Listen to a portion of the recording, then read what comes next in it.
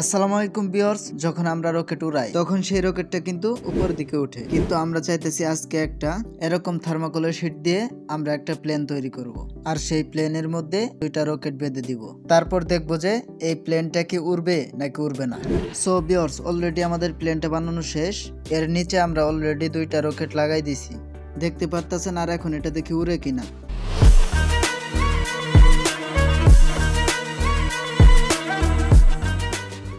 So viewers, এখন প্লেনটা যেখান থেকে উড়াবো সেই জায়গায় প্লেনটা বসিয়ে দিব, আর অলরেডি আমার বসানো শেষ।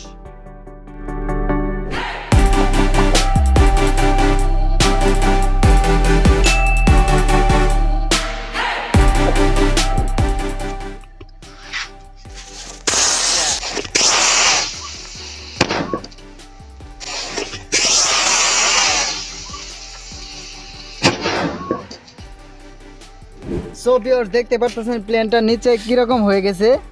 আর আমরা সবাই ভাবছিলাম যে প্লেনটা উপরের দিকে উঠবে, কিন্তু প্লেনটা উপরের দিকে উঠে নাই, প্লেনটা নিচ দিক দিয়ে গেছে। সামনে আমার ছোট ভাই ছিল, ওর দিকে কিন্তু প্লেনটা গেছে। আই হোপ ভিডিওটা আপনাদের ভালো লাগছে। ভিডিওটা ভালো লাগলে চ্যানেলটাকে সাবস্ক্রাইব করবেন, ভিডিওতে একটা লাইক করে দিবেন। ধন্যবাদ।